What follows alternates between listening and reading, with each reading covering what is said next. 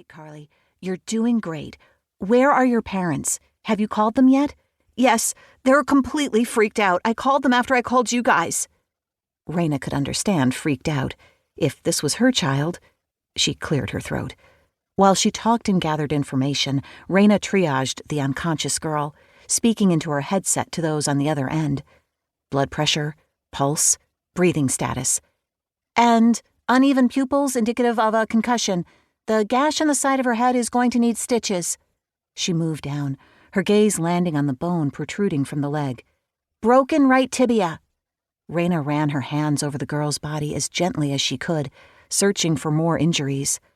A low moan escaped Sadie when Raina's hands grazed her ribs. She unzipped the light windbreaker and lifted the girl's shirt. The bluish area under the skin alarmed her. We've got some internal bleeding, maybe some broken ribs. She listened to the girl's lungs once more. Breath sounds are still good, so no lung punctured. Yet. She got the cervical collar on, then moved down to stabilize the broken leg. More chopper blades beat the air, farther away, but close enough to capture her attention. She took a moment to shoot a glance in the direction of the noise. Great, she muttered under her breath. A news chopper. Ignore it and focus. It was all she could do. That and keep her head down. Hey! Raina's head jerked up at the shout that came from above. So much for keeping her head down, but at least her back was to the news chopper. A man leaned over the side of the cliff. I'm Larry Owens with the fire department. If I throw this line down, can you send up the uninjured girl? Sure can. And I need someone to come down here and help me get Sadie in the chopper basket. Holly could do it, would do it if necessary, but she absolutely hated to rappel down. As soon as she's up, I'll come down. Perfect. No, Carly clutched Raina's arm. I want to go with Sadie. You're both going to the hospital. They'll let you see her when you get there, but we need to focus on Sadie right now, all right? Carly bit her lip, then nodded. Yeah, okay. In less than 2 minutes, she had Carly in the harness and Larry was pulling her toward the top. Send down the basket, Raina told Penny. On the way. And so was the firefighter named Larry. Working together, they got Sadie into the basket. She's ready, Raina said. Take her up. Raina watched her lift gently off the ground and head for the belly of the chopper.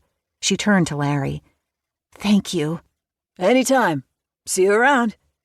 He signaled his readiness to return to the top, and his team moved into action. Ready, Raina said into her mic. She noted the location of the news crew still hovering in the sky and positioned herself accordingly, never more thankful for the helmet and other gear covering most of her face. The line pulled her up off the ledge, and she started her ascent.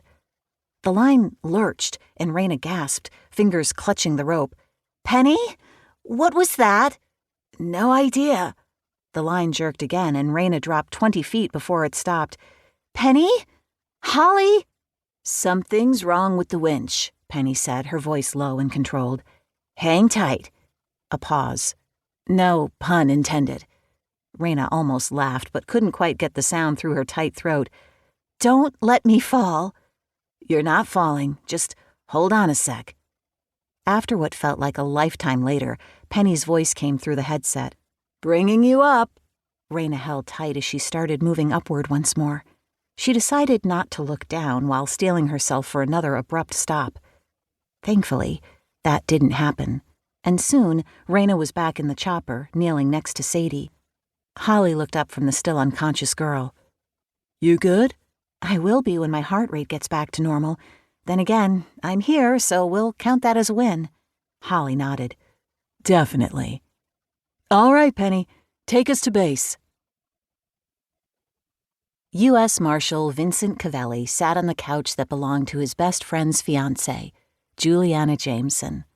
The big screen television mounted on the wall across from him held a fraction of his attention. Mostly, he was interested in the dark-haired woman chatting with Holly McKittrick, Penny Satterfield, and Grace Billingsley. Raina Price.